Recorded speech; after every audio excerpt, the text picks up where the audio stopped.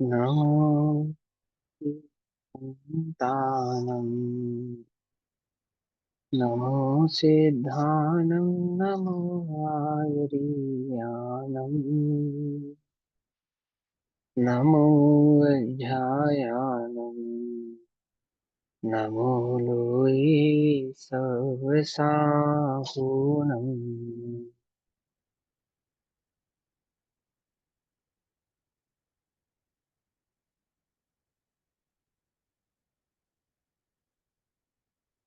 मङ्गलं भगवान् वीरो मङ्गलं गौतमो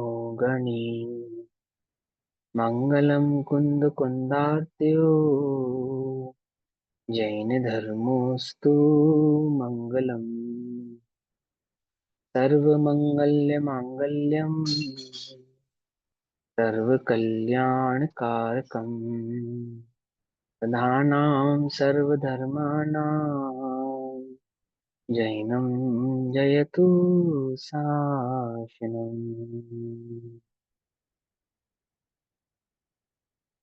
सर्वव्याप्येकचेद्रूप स्वरूपाय परात्मने स्वोपलब्धि प्रसिद्धाय ज्ञानानंदात्मने नमः।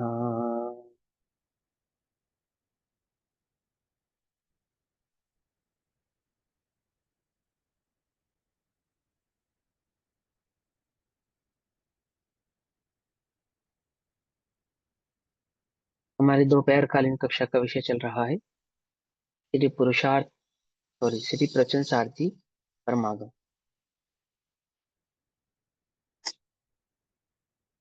हाँ, श्री प्रचन सारथी परमागम। श्री प्रचन सारथी परमागम का स्वाध्याय हम सभी आचार्य अमृतचंद्र देव द्वारा रचित तात्पर्य वृत्ति तथा आचार्य जयसेन देव द्वारा रचित, आचार्य अमृतचंद्र द्वारा रचित तत्व प्रदीपिका तथा आचार्य जयसेन देव द्वारा रचित तात्पर्य वृत्ति टीका के आधार से कर रहे हैं, है ना। भाव चल रहा है गाथा नंबर 77, 77 नंबर की गाथा का 191, 191 नंबर का पेज, कि पुण्य और पाप की समानता को बतलाते हुए अब इस विषय का उपसंहार अर्थात समापन करते हैं, समाप्त करते हैं, ये समझाते हुए 63 नंबर की गाथा से शुरू किया था परिणाम, है ना, कि वे सब दुखी हैं पाप पुण्य के उदय को भोगते हुए। और 77 नंबर की गाथा में कहते हैं कि अब इस विषय को विराम देते हैं और कहते हैं कि पाप और पुण्य दोनों समान है, और जो इनकी समानता को नहीं मानता वो संसार में परिभ्रमण करने वाला है, अभावी है, ऐसा कहेंगे, है ना। और फिर आगे क्या कहेंगे कि इस मोह के अभाव की मैंने कमर कसी है। दर्शन मोह का तो अभाव किया, चारित्र मोहिनी के अभाव की भी कमर कसी है, ये स्वरूप समझाएंगे हमको।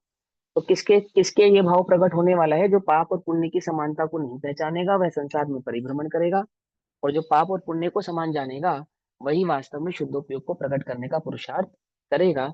ये भाव यहाँ पर चल रहा है। गाथा नंबर 77।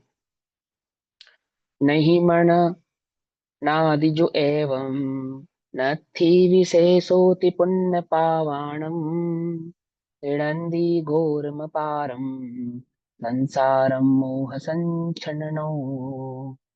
पुण्य पाप में भेद नहीं है ऐसा जो न करे स्वीकार, मोहाच्छादित हुआ जीव है भ्रमता भवघन घोर अपार। जो पुण्य और पाप में भेद नहीं करता है वह मोह आच्छादित होता हुआ, अर्थात दर्शन मोहग्रस्त होता हुआ, ठीक है ना, मिथ्या दृष्टि होता हुआ अनंत संसार में परिभ्रमण करता है। अब इस भाव को हमें आचार्य जयसेन देव के द्वारा जो टीका की गई है तात्पर्य वृत्ति उसके आधार से पढ़ना है ना। पेज नंबर 192, 192 नंबर का पेज। 77 नंबर की यह गाथा तात्पर्य वृत्ति में 81 नंबर की गाथा में कन्वर्ट हो जाती है। टीका पढ़ते हैं। आचार्य जयसेन देव कहते हैं कि अब निश्चय से, अब यहाँ पे जो निश्चय और व्यवहार का स्वरूप समझाया है ना, वो भी आप ध्यान से नोट करना, ठीक है। अपना अपना उपयोग थोड़ा यहाँ लगा के रखना। यहाँ पे किसको तो निश्चय कह रहे हैं और किसको व्यवहार कह रहे हैं, कहाँ निश्चय व्यवहार घटित किया है और कहाँ नहीं किया है, ये बात आपको यहाँ पर समझ में आनी चाहिए। देखो यहाँ कहते हैं अब निश्चय से पुण्य एवं पाप में अंतर नहीं है। अब स्वभाव से देखने पर दोनों बंध के कारक होने से पाप और पुण्य में क्या है, अंतर नहीं है। इस प्रकार कहते हुए पुण्य तथा पाप के व्याख्यान का उपसंहार करते हैं। निश्चय से दोनों में कोई अंतर क्यों नहीं है? क्योंकि निश्चय से दोनों ही बंध के कारक है, दुख देने वाली। एक सुखी करने वाला हो, एक दुखी करने वाला हो, ऐसा नहीं। दोनों ही दुखी करने वाले हैं। एक बात, दोनों ही दर्शन मोह के, अगर हम दोनों में धर्म बुद्धि धारण करते हैं, अपनापन धारण करते हैं, भिन्नता धारण करते हैं, तो क्या है? वो दर्शन मोह का परिचायक कहलाता है। समय सार में आचार्य देव ने क्या कहा? ये दोनों जुड़वा हैं। समय सार में कहा ना, जुड़वा हैं। कौन? पाप और पुण्य नामक दो पुत्रों की उत्पत्ति हुई, एक के बाद एक नहीं, जुड़वा पुत्र उत्पन्न हुए। एक शूद्र के यहाँ पला, एक ब्राह्मण के यहाँ पला, है ना? लेकिन दोनों कैसे हैं? कि दोनों वास्तव में एक ही है, एक ही इनका पिता है। तो कौन है इनका पिता? बोले कर्म इनका पिता है, जो बंध का कारक है। ठीक। और बंध के कारकों में जो भेद करेगा, वो दर्शन मोह को बुलावा देता है। सीधी सीधी सी बात है। अनंत संसार में परिभ्रमण का कारक है, जो कर्मों में भी भेद करेगा, ये मानकर एक कर्म अच्छा है, एक बुरा है। पकड़ में ही बात? नहीं पकड़ में? कौन सा कर्म अच्छा है और कौन सा कर्म बुरा है? बोलो। है कि ना जिस कोई कर्म को ना कोई स्वभाव, बुरा है। जिस कर्म को स्वभाव कहते हैं, कर्म शक्ति है ना आत्मा में एक। आत्मा में कर्म नाम की शक्ति नहीं, 47 शक्तियों में षटकारकों की एक शक्ति है, कर्म कारक शक्ति। वो भला है। जो कर्म स्वभाव स्वरूप है, अर्थात आत्मज्ञानम स्वयं ज्ञानम, वो भला है। और जो 8 कर्म रूपी कर्म है, वो बुरा है। पकड़ में ही बात? नहीं पकड़ में? लेकिन जो अब जो स्वभाव कर्म को तो पहचानता नहीं, 8 कर्म में दो भेद करता है, शुभ अशुभ के, वो दर्शन मुंह से ग्रसित है। आई बात समझ में? देखो क्या कहते हैं। अब निश्चय से पुण्य एवं पाप में अंतर नहीं है, इस प्रकार कहते हुए पुण्य तथा पाप के व्याख्यान का उपसंहार करते हैं, अर्थात उसका समापन करते हैं। नहीं मननदी जो एवं, नहीं मानता जो ऐसा, नहीं मननदी जो एवं, नहीं मानता जो ऐसा। जो ऐसा नहीं मानता है, कैसा नहीं मानता है? कि किस प्रकार नहीं मानता है, क्या नहीं मानता है? ये जो ये नहीं मानता है कि नत्थि विशेषोते पुण्य पावाणम। नत्थि माने नहीं है, विशेषो यानी विशेषता, ति इसमें पुण्य एवं पाप में, कि पुण्य एवं पाप में निश्चय से अंतर नहीं है, जो ऐसा नहीं मानता है। अर्थात दोनों में अविशेषपना यानी कि अंतर नहीं है, ऐसा जो नहीं मानता है ना। तो क्या मानना चाहिए? अंतर नहीं है ऐसा मानना चाहिए। अंतर नहीं है, हम ऐसा नहीं मानते। हम क्या मानते हैं? अंतर है, पाप में और पुण्य में अंतर है। कौन से पुण्य की बात चल रही है यहाँ पर? देव, यति, मुनि की पूजा है, और उपवास आदि, दान आदि, व्रत आदि का जो धारण करना हुआ, वो क्या है? बोले उसमें और पाप में अंतर नहीं है। ये कैसी बात कर रहे हो? अंतर नहीं है कि हाँ उसमें अंतर नहीं है। ध्यान से समझना। उल्टा ग्रहण, छल ग्रहण नहीं करना।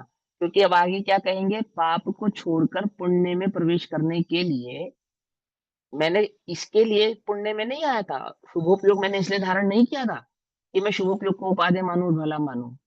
मैं तो शुद्धोपयोग को धारण करने आया हूँ। शुभोपयोग तो रास्ते में आ गया, आ गया तो आ गया, मैं क्या करूं? क्या कहा? पकड़ते हो ना बात को? शुभोपयोग तो आ गया रास्ते में, ये मेरे काम का नहीं है। मुझे तो किसको धारण करना है? मुझे तो शुद्धोपयोग को धारण करना है।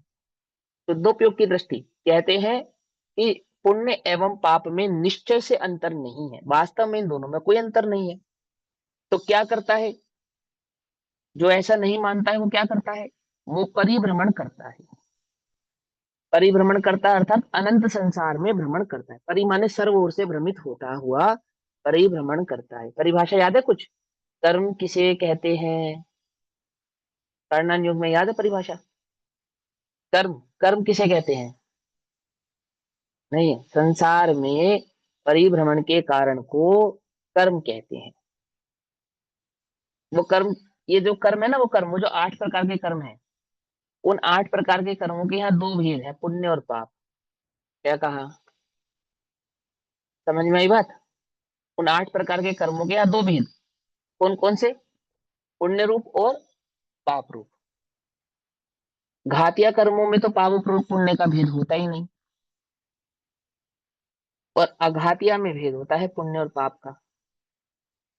क्या कहा, है ना। और गजब की बात यह है कि जो वास्तव में घात करने वाले हैं उनके स्वरूप को पहचानता नहीं, और इन्हीं जो घात करने वाले नहीं कर्म है, ऐसे पाप और पुण्य में अटका रहता है। धर्म क्या है? दर्शन मोह का अभाव हो तो धर्म है। और दर्शन मोह इतना चतुर है कि ये इसका उपयोग मेरी तरफ आ ही ना जाए, इसे कहाँ अटका के रखता है? अघातिया में अटका के रखता है। पाप और पुण्य पे ही ध्यान दिलाए रखता है इसका, नहीं समझे। देखो, चाइना चाहता है हिंदुस्तान का मेरी तरफ ध्यान ना जाए, तो वो क्या करता है? वो पाकिस्तान को फंडिंग करता है। अरे मैं राजनीति नहीं सिखा रहा, मैं तो स्वरूप समझा रहा हूँ। चाइना क्या चाहता है? हिंदुस्तान का मेरी तरफ ध्यान ना जाए कि मैं क्या कर रहा हूँ। तो क्या करता है वो पाकिस्तान को फंडिंग करता है। तो क्या है, हिंदुस्तान का फोकस कहाँ चला जाता है? पाकिस्तान की तरफ चला जाता है। और उस पाकिस्तान में जिसमें कोई दम नहीं है, कोई ताकत नहीं है, उसको स्ट्रेंथ कहाँ से मिल रही है? समझ रहे, राजनीति समझते हो, पाकिस्तान को स्ट्रेंथ कहाँ से मिल रही है? उसको हिम्मत कहाँ से आ रही है? जिसके खुद के खाने के लाले हैं वो लड़ने की हिम्मत कहाँ से ला रहा है? कहाँ से ला रहा है? तो असली ताकत कहाँ से आ रही है? असली ताकत तो वहां से आ रही है, पीछे से, चाइना से और अन्य कहीं देशों से। ऐसे ही यहाँ पे दर्शन मुंह कितना चतुर है, ये किसकी ओर उलझा के रखता है? वो अघातिया के जो पाप और पुण्य के भेद है ना, वहां इस जीव को उलझा के रखता है। उस अघाती कर्म को जो ताकत है, बल है, वो कहाँ से मिल रहा है? अघाती को बल कहाँ से मिलता है? बोलो। वो दर्शन मोह से मिलता है। और दर्शन मोह वास्तव में असली दुश्मन मेरा दर्शन मोह है, ये पहचानता नहीं, और एक को भला और एक को बुरा ऐसा मानकर अघातिया में अटकता है। समझे या नहीं समझे? अभी देखो, पूरा अगर तुम्हें पिछली सारी गाथाएं ध्यान में हो अच्छे से, तो तुम्हें आगे का सारा भाव भी समझ में आएगा और ये भी समझ में आएगा। देखो, ये क्या कहते हैं, अरहंतों के दर्शन हो नहीं है, इसलिए वेदनीय संबंधी भी कोई उपक्रम उनके होता नहीं। वेदनीय माने साता, साता वेदनीय के जो दो भेद हैं, वे उसको सुखी अथवा दुखी नहीं करते। क्यों नहीं करते? क्योंकि सुख और दुख का वेदन करने में, संचेतन करने में जो वास्तविकता दर्शन मोह के कारण होती है, उस दर्शन मोह और चारित्र मोह का क्या हो चुका है? अभाव हो चुका है। अभाव हो गया। अब कर्म का उदय साता रूप है या असाता रूप है? ये हम उपचार से कहते हैं साता रूप, पर वास्तव में तो वो वीतरागतामय होने से ना साता है ना असाता है। साता असाता होने के लिए क्या चाहिए? संचेतन होना चाहिए ना, कर्म का संचेतन। संचेतन होना चाहिए, अनुभव होना चाहिए, और अनुभव हो नहीं रहा। क्यों नहीं हो रहा? क्योंकि दर्शन मोह और चारित्र मोह का अभाव हुआ है। अब आचार्य श्री आपको यहाँ पे यही कहेंगे कि दर्शन मोह और चारित्र मोह के अभाव की कसम खाओ, पाप और पुण्य के चक्कर में मत अटको। लेकिन जो पाप और पुण्य के चक्कर में अटके हैं, वो कभी दर्शन मोह का अभाव कर नहीं पाएंगे। आ रही बात समझ में नहीं आ रही है? जो इसी भाव में अटके रहेंगे, ये करने योग्य है, ये नहीं करने योग्य है, ये पाप है, ये पुण्य है, पुण्य भला है, पुण्य उपाधि है, शुभाशुभ, शुभ कर्म, शुभ कर्म का बंध और शुभ कर्म का उदय, ये उपादेय है। वे कभी भी क्या नहीं प्राप्त कर पाएंगे? वे संसार का अभाव कभी प्राप्त कर ही नहीं पाएंगे। क्योंकि जो मेन स्ट्रेंथ है उस पुण्य कर्म को और पाप कर्म को देने वाला, वो कौन है? वो दर्शन मोह है।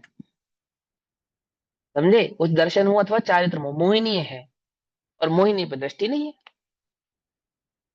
आई बात समझ में? अभी नहीं समझ में आएगी। अभी देखो, अभी आचार्य देव कहेंगे तो जितनी बात मैंने कही तुम्हें सारी बात समझ में आएगी, देखना ध्यान से, अपनी भूल भी समझ में आएगी। बहुत बारीकी से समझना। देखो क्या कहते हैं, पुण्य एवं पाप में निश्चय से अंतर नहीं है। प्रश्न, वह क्या करता है जो पुण्य और पाप में अंतर नहीं समझता है? क्या होता है उसके साथ? तो कहते हैं वह परिभ्रमण करता है, संसार में सर्व ओर से चारों गतियों में 84 लाख योनियों में भ्रमित होता हुआ घूमता है। प्रश्न, कहाँ भ्रमित परिभ्रमण करता है? बोले संसार में परिभ्रमण करता है। ठीक। कैसे संसार में परिभ्रमण करता है? और संसार में परिभ्रमण कैसे करता है? बोले जैसे अभव्य करता है। क्या कहा? जैसे अभव्य करता है। तो कहेंगे वह अभव्य की अपेक्षा, अपेक्षा समझ रहे, भव्य होता हुआ भी अभव्य की अपेक्षा के जैसा, अपेक्षा माने के जैसा, जैसे अभव्य संसार में परिभ्रमण करते हैं, ऐसे ही यह भव्य जीव भी पाप और पुण्य के बीच के भेद को नहीं जानने वाले संसार में परिभ्रमण करते हैं। क्या कहा? अभव्य की अपेक्षा से घोर तथा अपार संसार में परिभ्रमण करता। प्रश्न, कैसा होता हुआ परिभ्रमण करता है? तो कहते हैं मोह से आच्छादित होकर परिभ्रमण करता है। कौन सा मोह? दर्शन मोह या चारित्र मोह? बोलो। है? दर्शन दर्शन दर्शन हो। अब आचार्य देव कहेंगे दर्शन मोह नहीं, मोह। दर्शन मोह और चारित्र मोह दोनों, वो दोनों कहेंगे। ठीक है ना? दर्शन मोह का तो भाव किया ही नहीं, क्योंकि दोनों में भिन्नता नहीं पहचानी, वो बात तो सही है। लेकिन भ्रमण वो दोनों ही करेंगे, दर्शन मोह वाला भी और चारित्र मोह वाला भी, दोनों भ्रमण करेंगे। जिसको दर्शन मोह, तो देखो समझना ध्यान से, बड़े ध्यान से समझना। हम स्वाध्याय करते हैं, है ना? आचार्य अमृतचंद्र देव, आचार्य कुंद कुंद देव को सुनते हैं, पढ़ते हैं, समझते हैं, है ना? अगर मैं तुमसे कहूं दो मुंह में से कौन सा मुंह बुरा है, तो तुम क्या कहते हो कि दर्शन मुंह बुरा है। समझना ध्यान से। तो आचार्य कहते हैं ऐसा कहने वाला परिभ्रमण करता है संसार में।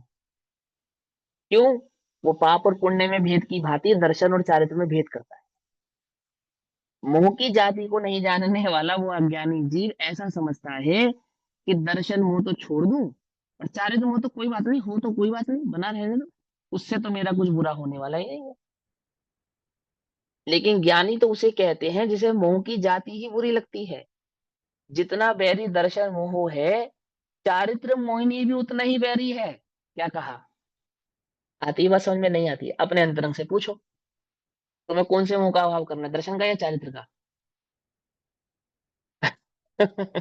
तो समझना ध्यान से, अंदर में छुपा हुआ, अंदर में बिल्कुल अंदर कोने में छुपा हुआ एक राग, दर्शन मोह का अभाव करना है, चारित्र का नहीं। क्योंकि विषय सुख तो चाहिए ही।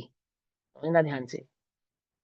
चारित्र मोह की कहानी कैसी है कि अबंध होता हुआ विषय सुख का सेवन करता है। बात समझ में आती है नहीं समझ में आती? मैं क्या कहना चाहता हूँ, पकड़ रहे हो बात को? चारित्र मोह कैसा है? अबंध रहता हुआ और पांच इंद्रिय के विषयों का सेवन करता है। तो कौन सा वाला मोह बुरा हुआ और कौन सा मोह भला भला हुआ? दर्शन मोह तो बुरा हुआ भैया। बोले क्यों? बोले पांच इंद्रिय के विषय सेवन में संसार का परिभ्रमण है, बंद है। और चारित्र मोह क्यों भला है? क्योंकि वहां पांच इंद्रिय के विषय भी है और बंद भी नहीं है। तो कौन सा भला हुआ बोलो? समझे नहीं समझे? अर्थात जिसे पांच इंद्रिय के विषय की रुचि है, वो दर्शन और चारित्र में भेद करता है। और आचार्य कहते हैं जिसे आत्मा की रुचि है, वो मोह में भेद नहीं करता, दर्शन और चारित्र का भेद नहीं करता। समझ रहे हो या नहीं समझ रहे हो? क्या समझ रहे हो?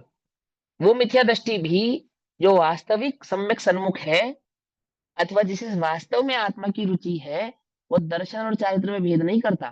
समझना, दर्शन मोह और चारित्र मोह में भेद नहीं करता। मोह बैर ही बुरा है। इसलिए अभब का उदाहरण दिया।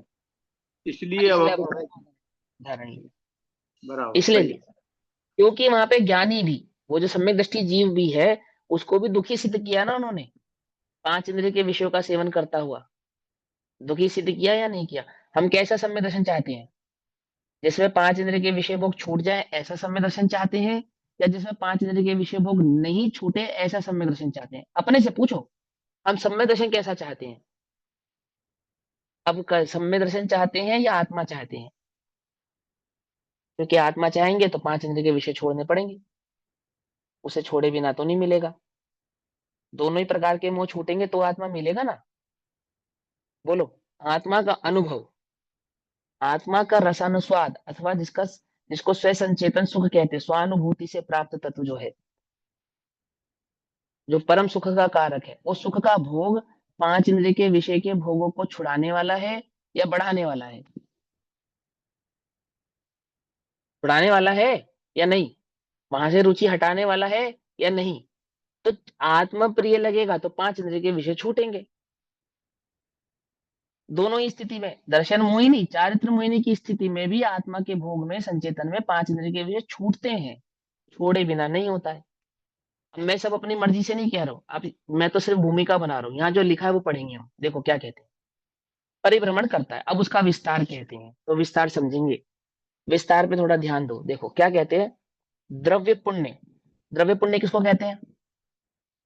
मन वचन काय से होने वाला जो क्रिया कार्य का परिणाम है उसको द्रव्य पुण्य कहते हैं। अर्थात वचन से, काया से और मन से, ध्यान से समझना, मन से भी आप जो पुण्य क्रिया करते हैं उसका नाम है द्रव्य पुण्य, और आप जो पाप क्रिया करते हैं उसको कहते हैं द्रव्य पाप। तो ऐसा मन वचन काय से होने वाला, हाँ उदय को क्या आवाज नहीं आ रही कहेंगे? आपकी। उदय को क्या कहेंगे फिर? द्रव्य पुण्य इसको में उदय, उदय उदय आता है ना पुण्य का, तो उसे क्या, उसे कौन सा पुण्य कहेंगे? वो वाला द्रव्य पुण्य नहीं अभी, वो वो भी तो द्रव्य पुण्य द्रव्य। उदय वाला। हाँ लेकिन अभी उसकी बात नहीं है, ठीक है ना, वो तो उसमें मिक्स है ना।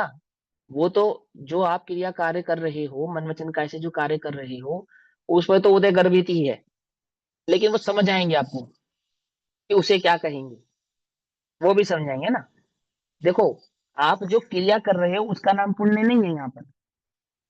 वहां तो पुण्य के उदय से आपको जो भोग सामग्री की प्राप्ति हुई उसकी बात है, उसको द्रव्य पुण्य कहा। ठीक। अब क्या कहते हैं कि जो सामग्री है उसकी तो हम बात ही नहीं कर रहे। यहाँ पे खेल क्या है, यहाँ पे पुण्य और पाप में निश्चय और व्यवहार का जो भेद है, वो क्या भेद है देखो, ध्यान से समझो। पहली बात, व्यवहार भेद है। किसमें व्यवहार भेद है? एक क्रिया को पुण्य क्रिया कहना, एक पुण्य क्रिया को पाप क्रिया कहना, ये व्यवहार भेद है। जैसे फॉर एग्जाम्पल, मैंने मंदिर बनवाया और मैंने घर बनवाया, तो मंदिर बनवाने को कहा पुण्य और घर बनवाने को कहा पाप। समझ में आई बात, नहीं समझ में?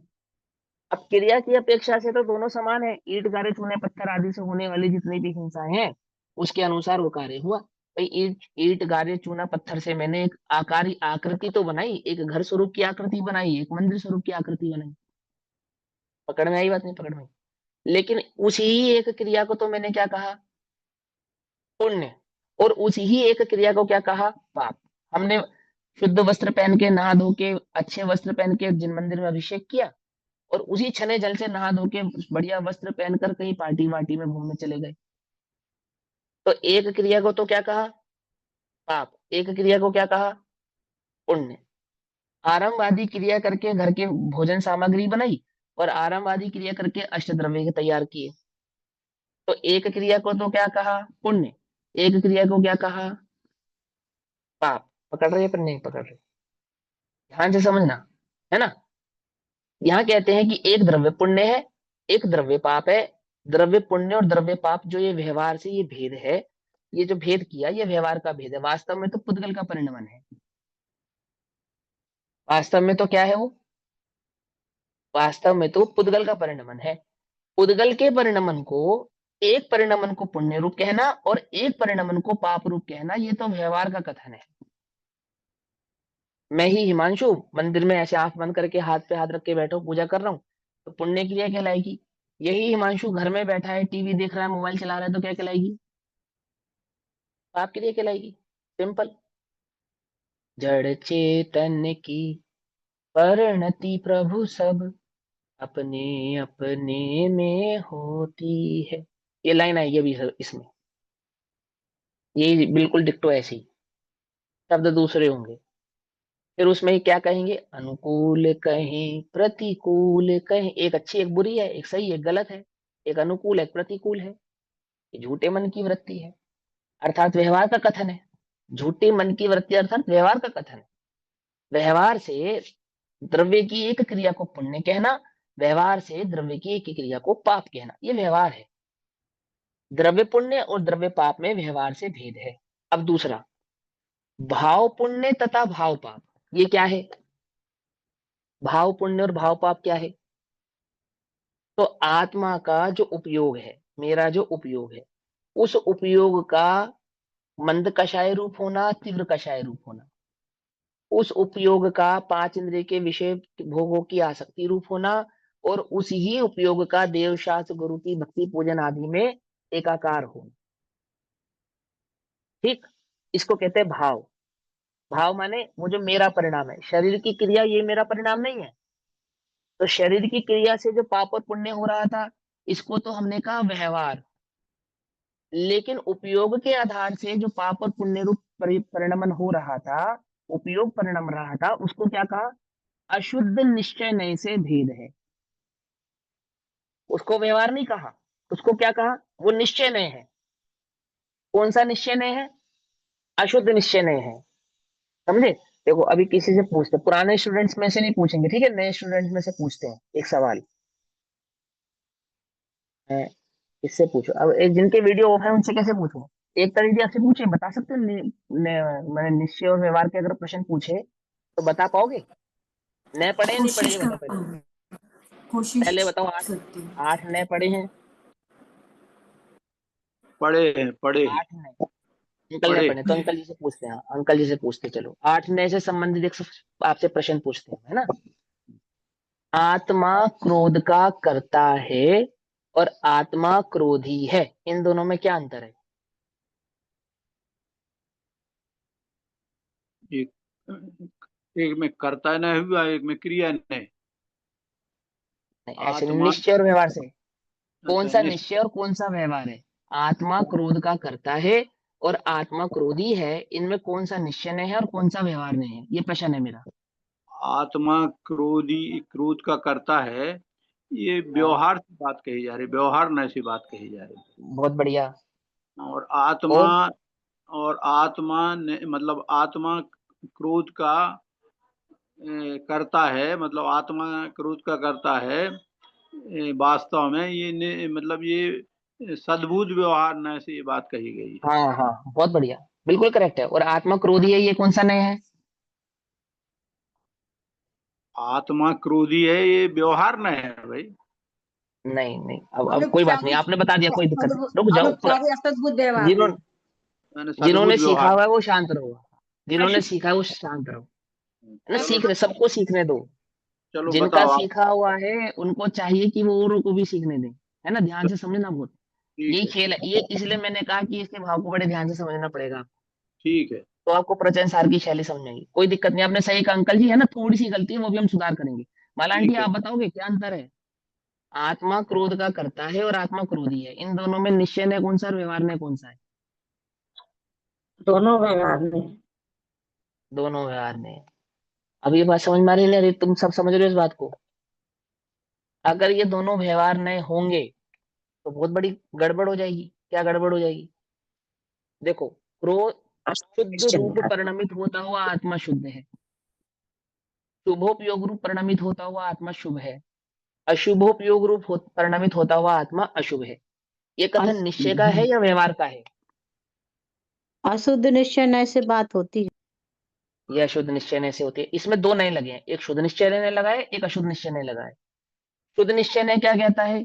शुद्ध रूप परिणमित होता हुआ आत्मा शुद्ध है, शुद्धोपयोग रूप परिणमित होता हुआ आत्मा शुद्ध है। ये शुद्ध निश्चय नय का कथन है। कौन से शुद्ध निश्चय नय का कथन है?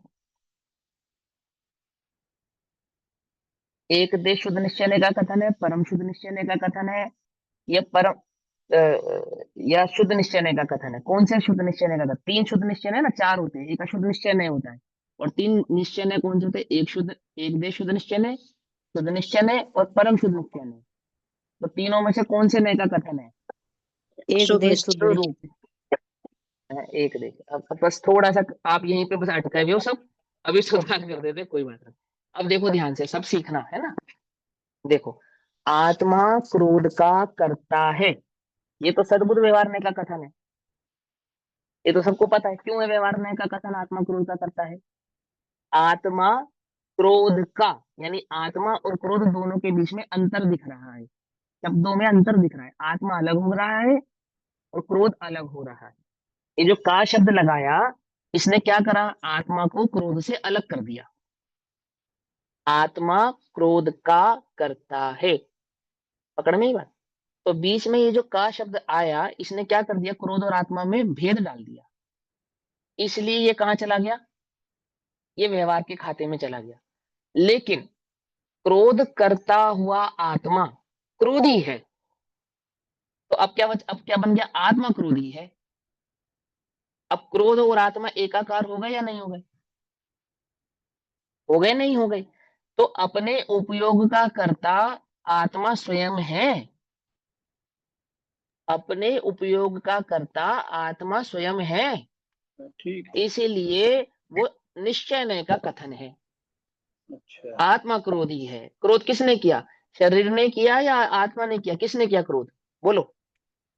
आत्मा ने किया। आत्मा ने किया। आप जगत में कैसे सिद्ध करोगे कि पुद्गल क्रोध करता है, कैसे सिद्ध करोगे, नहीं कर पाओगे, है ना। तो अशुद्ध निश्चय का कथन है। अशुद्ध निश्चय का कथन क्यों है, क्योंकि क्रोध आत्मा का स्वभाव नहीं विभाव है, इसलिए अशुद्ध है ना। अब डिटेल हम नयों में समझेंगे। यहाँ तो हमें जो बात समझानी थी इतनी बात हमने समझा दी, बाकी जितने भी पुराने स्टूडेंट है वो तो सब क्लियर ही है, उनको तो कोई बात ही नहीं है। अब देखो यहाँ क्या कहते हैं, यहाँ पे भी यही बात कही उन्होंने, यानी कि शुभोपयोग रूप परिणमित होता हुआ आत्मा शुभ है और अशुभोपयोग रूप परिणमित होता हुआ आत्मा ही अशुभ है, ऐसा अशुद्ध निश्चय का कथन है। आई बात समझ में, यानी शुभाशुभ उपयोग का परिणामन करता हुआ वह आत्मा ही शुभोपयोग का करता है और अशुभोपयोग का करता है। अब तुम क्या कहते हो, मैं तो शुभ और अशुभ का ज्ञाता हूं, मैं तो अपने उपयोग का, अपने परिणामों का क्या हूं, क्या हूं, ज्ञाता हूं। वो कहते हैं नहीं, ऐसे नहीं, ज्ञाता तो है तू, लेकिन ज्ञाता ही है वो जो शुभाशुभ रूप परिणमित हो रहा है। समझ में आती है बात, नहीं समझ में आती है। क्या कहा उसको, निश्चय ने कहा उसको। कौन सा निश्चय ने कहा, स्वभाव नहीं होने से अशुद्ध निश्चय ने कहा, विभाव रूप होने से अशुद्ध निश्चय ने कहा। अगर स्वभाव का कर्ता मैं हूं तो विभाव का कर्ता कौन है, कौन है, अरे बोलो ना। मैं ही हूँ। हाँ, अब सुनो, और स्वयं में एक ही। बात और सुनो, और सुनो अब ध्यान से, अगर आप लोग इस बात को ध्यान से समझ पाओ तो, तभी समझना ध्यान से, है ना। शालिनी दीदी नहीं है इस क्लास में, सुनो ध्यान से।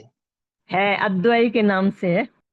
हाँ, तो इनको बोलो अपना वीडियो ऑन करो और अब सामने आओ, आराम से समझो ध्यान से। आत्मा स्वभाव का कर्ता निश्चय से है या व्यवहार से,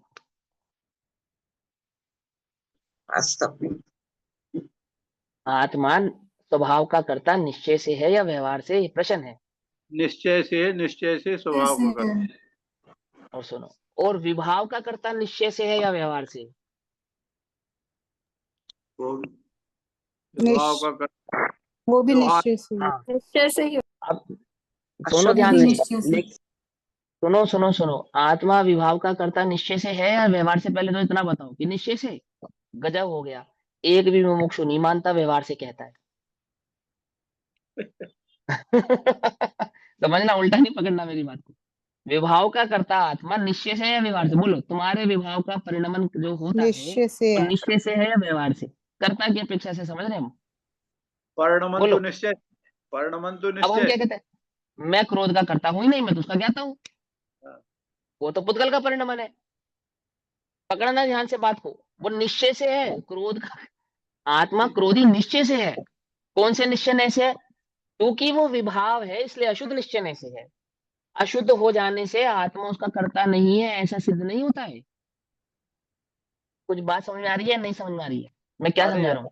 जब अरे यार, तुम्हारा उपयोग भ्रष्ट होता है तो उस भ्रष्ट उपयोग का कर्ता कौन है, तुम या पुद्गल। हम ही है। यदि हम है तो लेकिन हम तुम ही। तो नहीं मानते, तुम तो कहते हो मैं नहीं, मैं तो ज्ञाता हूँ, और ये तो पुद्गल का उदय है, तो पुद्गल का परिणमन है, मैं तो सिर्फ ज्ञाता हूँ। नहीं, अशुद्ध निश्चय से तो मैं ही हूँ। निश्चय का मतलब क्या होता है, निश्चय का मतलब होता है उसका कर्ता मैं ही हूँ। अशुद्ध क्यों कहते हैं, क्योंकि वो मेरा स्वभाव नहीं है इसलिए। ठीक। और स्वभाव नहीं है, विभाव रूप परिणमन होने का जो मूल कारण है, क्या वो मेरा ही अज्ञान नहीं है,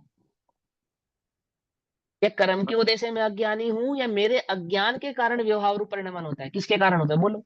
अब ये बात पक्की है, स्वतंत्र है, पर्याय स्वतंत्र है, द्रव्य स्वतंत्र है, गुण स्वतंत्र है, हमें सब ज्ञात है। दृष्टि का विषय पूरी प्रकार अच्छे तरीके से मेरे यहाँ सेट है, घबराना नहीं। मैं प्रश्न जो तुमसे पूछ रहा हूं उसका जवाब दो पहले। क्या कहा? वो जो विभाव है, विभाव रूप परिणमन हुआ, वो विभाव रूप परिणमन जीव की अज्ञानता के बिना हो गया क्या? और उस अज्ञानता का जो करता है वो जीव नहीं है तो कौन है? पता है पंडित टोडरमल जी ने क्या कहा? आप तो महंत बना रहना चाहता है। क्या? आप तो महंत बना रहना चाहता है, चतुराई की बातें करता है? चतुराई की बातें करता है या नहीं करता है बोलो? तुम्हारे विभाव क्या करता? कौन चतुराई की बातें करता है? वो तो पर का परिणाम है ना, हम तो उसके ज्ञाता है भैया, ज्ञाता है। ऐसा ज्ञाता नहीं होता है, ज्ञाता के स्वरूप को नहीं पहचानता है तू अभी। देखो क्या लिखा, देखो ध्यान से समझना। आचार्य श्री ने जब द्रव्य पाप और द्रव्य पुण्य की बात की तो उसको तो स्पष्ट व्यवहार के खाते में डाल दिया, कोरा व्यवहार। लेकिन जब भाव पुण्य और भाव पाप की बात की तो उसको निश्चय नय के खाते में डाला। ठीक है ना? कौन से निश्चय नय के खाते में डाला? अशुद्ध निश्चय नय के खाते में डाला। मूल टीका में है, तथा द्रव्य पुण्य पापो पायो व्यवहार ऋण भेद भाव पुण्य पापोस्त फलभूत सुखद यश्चा शुद्ध निश्चय भेद। चया लिखा ना, हयश्चया शुद्ध अशुद्ध, च माने और, सुख और दुख, च शुद्ध निश्चय नहीं भेद, चा में आकर डंडा लगाया, शुद्ध निश्चय नहीं हो गया। देखो क्या लिखा, भाव पुण्य तथा भाव पा एवं उनके फलस्वरूप जो सुख दुख में, तो अनुभूत कौन करता है? सुख दुख का अनुभव कौन करता है? तो उस रूप परिणमित हुए बिना सुखी और दुखी हो जाता है क्या जीव? सुख रूप परिणमित हुए बिना सुखी हो जाता है, दुख रूप परिणमित हुए बिना दुखी हो जाता है? बोलो, ऐसा तो नहीं होता। उस रूप परिणमित होता है, इसीलिए वो निश्चय नहीं है। क्योंकि वो उसका स्वभाव नहीं है इसलिए शुद्ध निश्चय नहीं है। और विभाव का होने का जो मूल कारण है वह जीव का अज्ञान और उसकी अस्थिरता ही है। पकड़ में आई बात? नहीं पकड़ में आई? पकड़ रहे हो? आप तो महंत बना रहना चाहता है, रहना चाहता नहीं रहना चाहता बोलो? तुम्हारा भी विज्ञान कैसा है? अपने दोषपूर्ण परिणामों को, कषाय युक्त परिणामों को, अज्ञान के परिणामों को तुम अपना मानते हो या उसके ज्ञाता बना रहना चाहते हो? बोलो।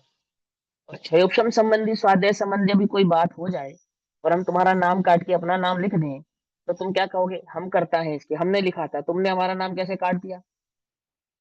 तब तो तुम ज्ञाता नहीं रहना चाहते। लोक में जिससे महंतता स्थापित होती हो उसका तो ये ज्ञाता नहीं रहना चाहता, उसका तो कर्ता बनना चाहता है। और लोक में जिससे अपना दोष उजागर होता हो उसका ज्ञाता रहना चाहता है, उसको कर्ता नहीं बनना चाहता। क्या बोलो? अज्ञानी की दशा।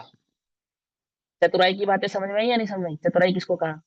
जिससे अपना दोष उजागर हो उसके तो हम ज्ञाता है, ये तो छल और है। जिससे मेरी, हाँ, जिससे मेरी महंतता सिद्ध होती हो उसका मैं करता हूं।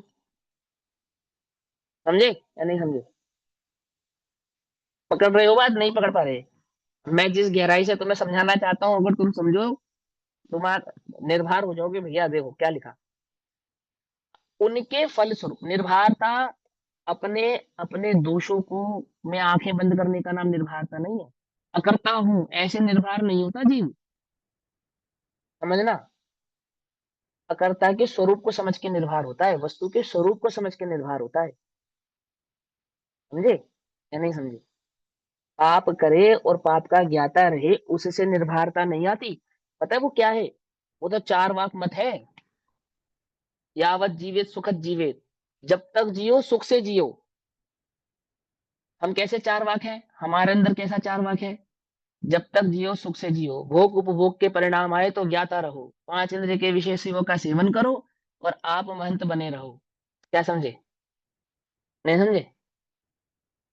समझे नहीं समझे? कैसा है हमारे अंतर का चार वाक? हम खाली सांख्य मती कोरे थोड़ी है। वो चार वाक मत वाला क्या कहता है? कौन जानता है मरण होने के पश्चात इस संसार में दोबारा लौटकर आत्मा आएगा या नहीं आएगा, पुनः आगमन कुतः, कौन जानता है? और हम क्या कह रहे हैं? हम ये कह रहे हैं पांच इंद्रिय के विषय का सेवन करता हुआ वह आत्मा तो ज्ञाता ही है, भोगता है ही नहीं। इसलिए हे अर्जुन, हे अर्जुन, भोग। क्या समझे? भोग। हे अर्जुन, हाँ भोग, चला दे तीर, कोई मरने वाला नहीं है, आत्मा तो अजर अमर है। समझे या नहीं समझे? हमारे भीतर का चार वाकी, हमारे भीतर भीतर का सांख्य कैसा है? देखो क्या कहा, भाव पाप एवं उसके फल स्वरूप, उसका जो फल है क्या है? भाव पाप और भाव पुण्य का। यानी कि जब तुम्हारे कषायों में मंदता होती है तो कषायों की मंदता होने पर जो सुख भाव रूप परिणमित होते हो तुम, एक वो, अथवा पुण्य के उदय में जो तुम्हें साता महसूस होती है, सुख महसूस होता है, सुख फील होता है, उस रूप परिणमित होते हो तुम वो। और पाप के उदय में जो असाता फील होती है, जिस असाता के उदय को हम पाप कहते हैं, अर्थात भोग उपभोग की इच्छा होने पर, उन इच्छाओं की पूर्ति न होने पर जो अंतरंग में वेदना होती है, उस वेदना रूप परिणमित कौन होता है? वो वेदना किसको हो रही होती है? कर्म के उदय को हो रही होती है या तुम्हें हो रही होती है? किसे हो रही होती है? तुम्हें ही हो रही होती है ना। तो कहते हैं भाव पाप एवं भाव पुण्य और उसके फल स्वरूप, फल क्या है उसका?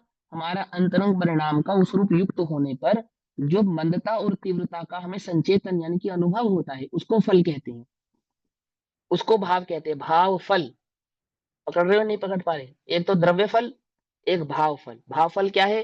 वो परिणामों में तीव्रता और मंदता का होना, वो भाव फल। क्या हुआ वो? उस रूप। तो सुख दुख में अशुद्ध निश्चय ने से भेद है। अशुद्ध निश्चय ने का भेद शुरुआत में ही बता दिया। शुद्ध शुभोपयोग रूप परिणमित होता हुआ आत्मा शुभ, और अशुभोपयोग रूप परिणमित होता हुआ आत्मा अशुभ है। अशुद्ध निश्चय का कथन हो गया ये, ठीक। किंतु अब शुद्ध निश्चय का कथन, किंतु शुद्ध निश्चय से तो नयों के कारण आत्मा परिणमित नहीं होता। आत्मा जिस रूप परिणमित होता है उसे नए बतलाते हैं। जब यह आत्मा शुभोपयोग रूप हो रहा था अथवा अशुभोपयोग रूप हो रहा था, तो उसके उस शुभ अशुभ उपयोग रूप परिणमन को अशुद्ध निश्चय ने बतलाया कि विभाव रूप आत्मा परिणमित हो रहा है। और यही आत्मा जब स्वभाव का आश्रय लेकर शुद्धोपयोग रूप परिणमित हो रहा है, यही आत्मा, कोई दूसरा नहीं, तब उसके इस परिणमन को बतलाने वाला जो नय है वो शुद्ध निश्चय नय है। आती बस समझ में? नयों के आधार से हमारा परिणमन होगा या हमारे परिणमन को नए बतलाएंगे? हमारे परिणमन को नए बतलाएंगे। तो परिणमित कौन होगा? नए परिणमित होगा या मैं परिणमित होऊंगा? मैं परिणमित होऊंगा। आप तो महंत रहना चाहता है, सारा परिणमन नयों में ही लगा देता है। गुरुदेव से पहले क्या होता था? गुरुदेव से पहले नाव को मोक्ष होता था। अब गुरुदेव के बाद क्या होता है कि गुरुदेव के बाद परिणमन नयों में होता है। आत्मा तो अपरिणामी है क्या? गुरुदेव ने नहीं किया ऐसा, उल्टा से पकड़ना, ये हमने किया। आचार्यों ने नाव का उदाहरण दिया तो हमने मोक्ष किसका करा दिया? नाव का करा दिया। गुरुदेव ने आत्मा के परिणमन को नयों से समझाया तो हमने सारा परिणमन नयों का करा दिया। आत्मा अपरिणामी रहा। पकड़ना, अपरिणामी है, अपरिणामी ही है, परंतु परिणामी के सापेक्ष है। परिणमता हुआ अपरिणामी है, अपरिणामी होता हुआ परिणामी। समझे? ये सुपार्श्वनाथ भगवान जिन्होंने आत्मा के स्वरूप को, वस्तु के स्वरूप को सत्य और असत ऐसा किसी एक प्रकार से निश्चित नहीं किया है, ऐसे इन सुपार्श्वनाथ भगवान को मैं नमस्कार करता हूं। कौन कह रहा है? प्रथमान योग में कह रहा है। इतनी बात तो प्रथमान योग में कही। तुम तो भैया जी, द्रव्यान योग पढ़ रहे हो भैया। हाँ, ये आत्मा अपरिणामी है कि परिणामी होता हुआ अपरिणामी है, और अपरिणामी होता हुआ परिणामी है, इसको थोड़ा सा हाँ। और क्लियर खुलासा कर दो। मजा आ रहा है इसमें समझने के लिए। अरे अभी तो विषय समझो, मजा तो इतना समझो, देखो सुनो।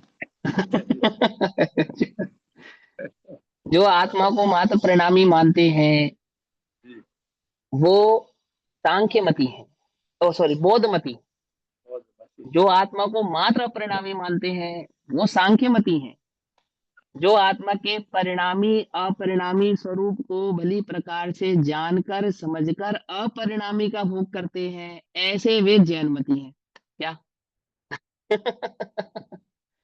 समझे?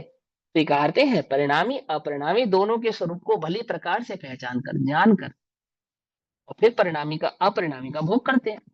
अब अपरिणामी का भोग कैसे होता है? अपरिणामी का भोग कराएंगे भी तुमको, 78 है ना शायद, 79 नंबर की गाथा में कराएंगे अपरिणामी का भोग।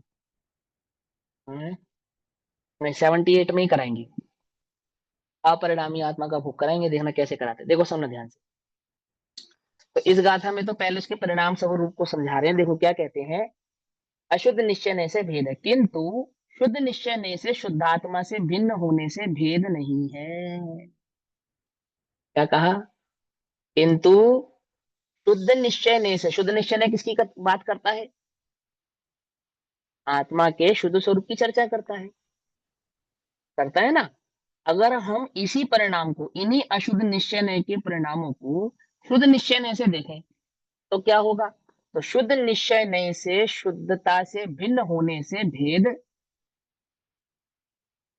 भेद नहीं, अर्थात वह कहते हैं कि शुभ और अशुभ में भेद नहीं है, दोनों ही अशुद्ध है।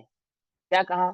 जब हम शुद्ध निश्चय के परिणमन, आत्मा जब शुद्धोपयोग स्वरूप रूप परिणमित होगा तो हमें यह बात समझ में आ जाएगी कि जब शुभोपयोग रूप परिणमित हो रहा था और जब अशुभोपयोग रूप परिणमित हो रहा था, तो दोनों ही काल में आत्मा अशुद्धोपयोग रूप ही हो रहा था।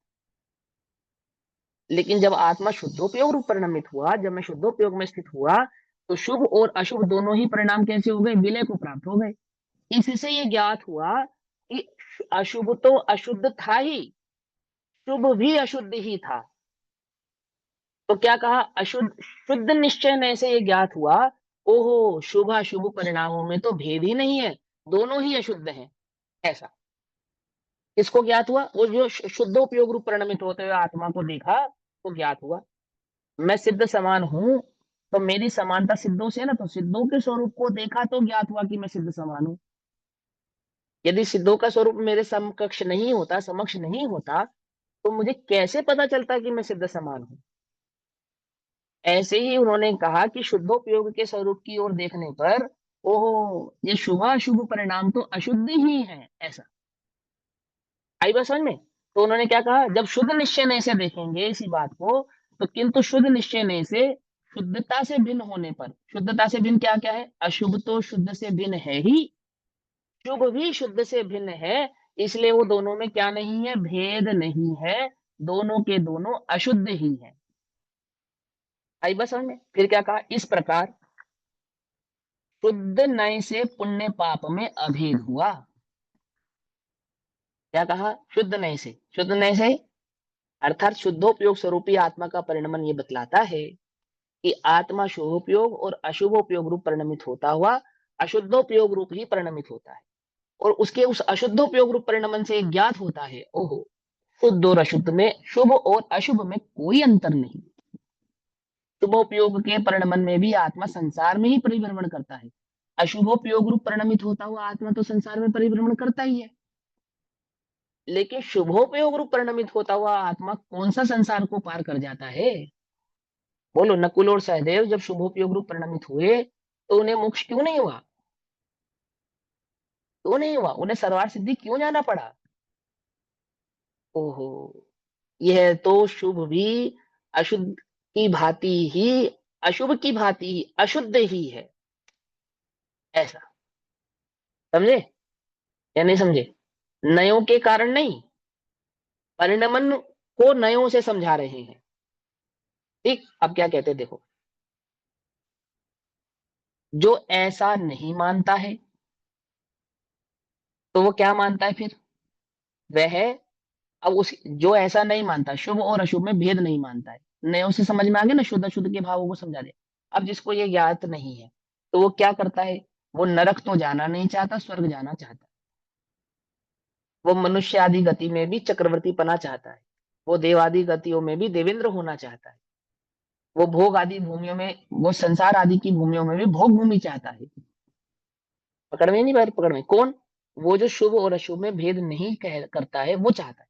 बोलो भैया, तुम्हें कौन सा शरीर चाहिए? अगर हम तुम्हें 5 शरीर दिखाएं तो कौन सा शरीर चूज करोगे?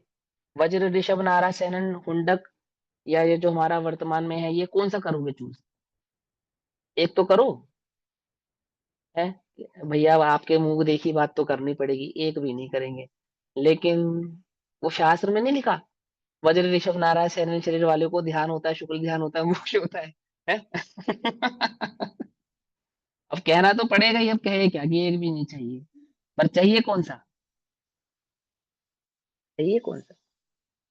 बोलो भैया, तुम्हें स्त्री पर्याय का अभाव करना है या नहीं करना है? नहीं करना? अरे भैया गजब हो गया। स्त्री पर्याय का अभाव करना है, इसका मतलब पुरुष पर्याय उपादेय है, पर्याय पर्याय दृष्टि का नहीं अभाव करना करना। ना। समझे? नहीं समझे?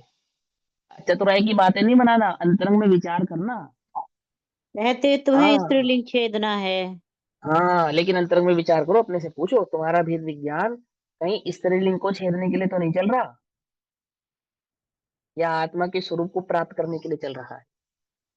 ये क्या अपनी दिशा, अपना विचार, अपना चिंतन वो वास्तविक स्वरूप की ओर चल रहा है, या यही शुभाशुभ में उलझा हुआ है?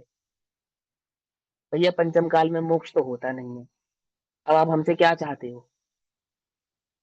क्या चाहते हो बोलो? क्या समझे? नहीं समझे? पंचम काल में मोक्ष नहीं होता ना? क्या होता है? नहीं होता ना? तो आप हमसे क्या चाहते हो? हम हाँ पंचम काल, मोक्ष तो हम होता है शास्त्र ना विरुद्ध आपका। काम करें? हम हाँ शास्त्र मोक्ष विरुद्ध पद। काम करें? हैं? मतलब हम क्या करें? शास्त्र विरुद्ध काम करें, मोक्ष चले जाए धारण करके? होता ही नहीं है। बोलो।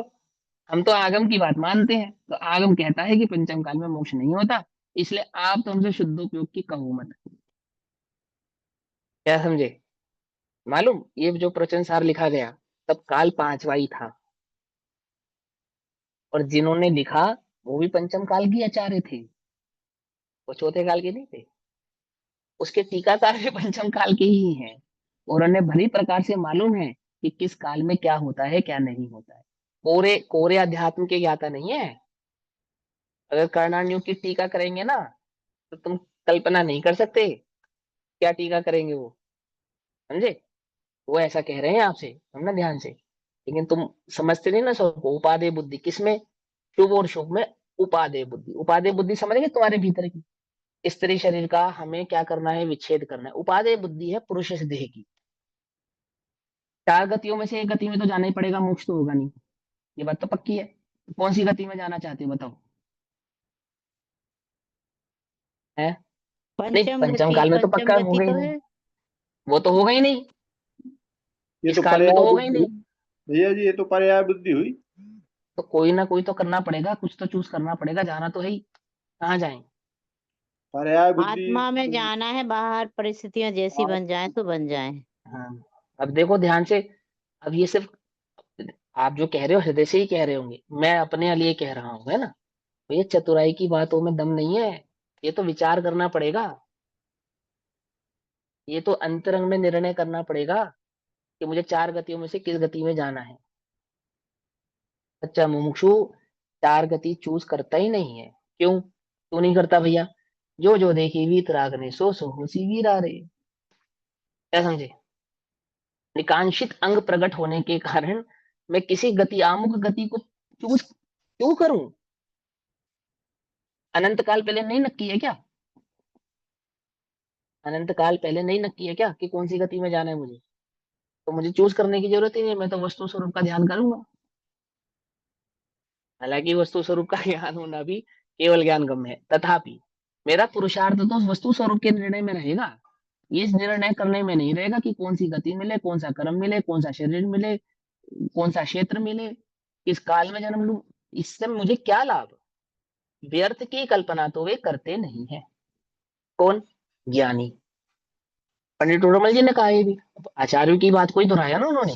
मैं पंडित डोडरमल जी का उदाहरण तो इसलिए दे रहा हूँ कि आप लोग और प्रकाश जी रेगुलर पढ़ते रहते हैं ना, तो उसके आधार ज्यादा आ जाते हैं। व्यर्थ की कल्पना तो ज्ञानी करते नहीं है, ये मिले और ये नहीं मिले, स्त्री पर्याय का छेदन हो, ऐसी भावना जिन्हें नहीं होती, समझना, वे वास्तविक शुद्धोपयोग के स्वरूप के ज्ञाता है, तत्व के ज्ञाता है। चूज ही नहीं करना, ऑप्शन ही नहीं है। भले ही 4 गति में से नरक चले जाएंगे, फिर लेने चलेगा ना नरक, छायक संबंध दर्शन के साथ चले गए।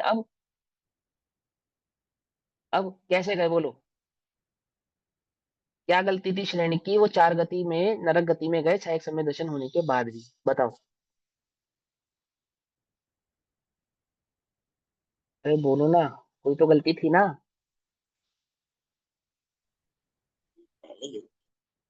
है? कोई गलती नहीं मुनिराज थी। पे उपसर्ग किया था ना, मुनिराज पे, यशोधर मुनिराज पे। हाँ हाँ हाँ, ठीक है, गलती तो सही है, ठीक है।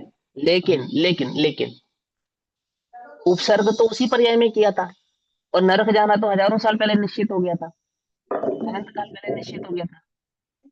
क्या? हाँ, तो हजारों साल पहले ये भी ऐसे ही निश्चित हो बोला था गया ना, कि केवल उपसर्ग ज्ञानी ने करेंगे और देखा था नरक ना, वैसे ही जाएंगे। बोला था। हाँ, तो क्या वितराग समझ एक में ही आई सोचते तुम्हें? होते। क्या समझ में आया तुम्हें? वही तो समझा रहे हैं। वितराग क्या जो समझ में देख आया? इसको। चूज नहीं करते, ज्ञानी इस चक्कर में क्रमबद्ध पड़ते है, नहीं है। सब कुछ हाँ, क्रमबद्ध में निश्चित है। वहां लगाते क्रमबद्धता, ऐसे लगाते क्रमबद्धता को, अपना कार्य करते हैं, जगत के परिणाम में क्रमबद्धता देखते हैं। ऐसा क्या मिलेगा क्या नहीं मिलेगा, इस चक्कर में पड़ने वाला तो उपादेय बुद्धि वाला है। किसकी? शुभ और अशुभ की उपादेय बुद्धि वाला है ये, समझे? जिसने ये चूज किया ना, ये मिले ये ना मिले, तो क्या हो गया, वो पुण्य की उपादेय बुद्धि वाला जीव है, ऐसा कह रहे हैं। स्वरूप की उपादेय बुद्धि वाला जीव ऐसा करता नहीं है। देखो क्या कहेंगे, इस इसमें प्रकार बुराई शुद्ध क्या नहीं है से। भैया जी, इसमें बुराई क्या है? इसमें बुराई क्या है? यदि मान लो वो ऐसा चूज करे कि मुझे ये चाहिए ये नहीं चाहिए है, तो इसमें बुराई क्या है? हम मैं भोजन करते हैं तो हम उसमें भी तो यही वस्तु स्वरूप के निर्णय में गति गत्यांतर आदि के भावों को चूज नहीं करते, उपादेय बुद्धि नहीं रखते, ऐसा ही ज्ञानियों का स्वरूप है। अब देखो, आपने कहा हम भोजन करते हैं, तो हम क्या नहीं चूज करते? हम चूज नहीं करते का ये खाना और ये नहीं खाना है, ज्ञानी नहीं करते हैं। एक ऐसी बात करते हैं, भक्ष खा लेते हैं कि नहीं खाते हैं, तो भक्ष खाते हैं कि हम भक्ष खाते हैं, तो चूज करना है, तो बोले नहीं, चूज करना क्या हुआ, तुम हमारे लिए भक्ष की व्यवस्था रखना। समझना ध्यान से, मैं मुनिराजों की अपेक्षा से समझा रहा हूं। ऐसा वे विकल्प ही नहीं करते, व्यवस्था होती है तो ग्रहण कर लेते हैं, नहीं होती फिर देखो एक बात समझना, मुनिराज आहार क्यों करते हैं? बोले शुद्धोपयोग की स्थिरता के हेतु, है ना, यही कहते हैं ना हम कि शुद्धोपयोग की स्थिरता का, परिणामों की स्थिरता के लिए वे आहार आदि के लिए जाते हैं। अब प्रश्न है मेरा, तो जिस दिन आहार आदि नहीं होता होगा, अंतराय हो जाती होगी, आकड़ी नहीं मिलती होगी, तो उस दिन तो शुद्धोपयोग नहीं होता होगा ना? नहीं, वो सदुपयोग में रहते हैं और हैं? अधिक अंतर अरे मुहूर्त में ही होना है उनको, नहीं तो मुनिपद नहीं रहेगा। और लेकिन आप अधिक तो कह रहे थे कि वो स्थिरता के लिए गए थे, और स्थिरता के और लिए अधिक गए तो आहार मिला नहीं, सुनो ध्यान से, तो उस दिन शुद्धोपयोग होगा या नहीं होगा? क्यों नहीं होगा? हाँ, तो बिल्कुल। इससे क्या सिद्ध हुआ, स्थिरता विस्थिरता के लिए कुछ नहीं गए थे भैया, स्थिर तो वे है ही। अब क्या कहे, कुछ ना कुछ तो कहना ही पड़ेगा ना, तो ऐसे कहना स्थिरता के लिए गए थे, ऐसे समझाना पड़ेगा। ऐसे ही निचली भूमिका के जीवों को शुद्धोपयोग के हेतु कौन कौन शुद्धोपयोग के सबसे नजदीक है? कोई नहीं है। तथापि शुभोपयोग, ये जो परिणाम है शुद्धोपयोग का, जो परिणाम है, ये आपो आप ही शुभोपयोग वाला है, और आपो आप ही ऐसी प्रवृत्ति नहीं कराता जो अशुभोपयोग में ले जाने वाली हो। सिंपल, क्या समझे? जिसका लक्ष्य एग्जाम में पास होना है, उसको ये विकल्प नहीं करना कि मुझे टीवी नहीं देखना, उसको तो ये विकल्प करना है कि मुझे पढ़ाई करनी है। अंतर है या नहीं है? पढ़ाई करनी है, टीवी नहीं देखना, इन दोनों में से क्या चूज करेगा वो?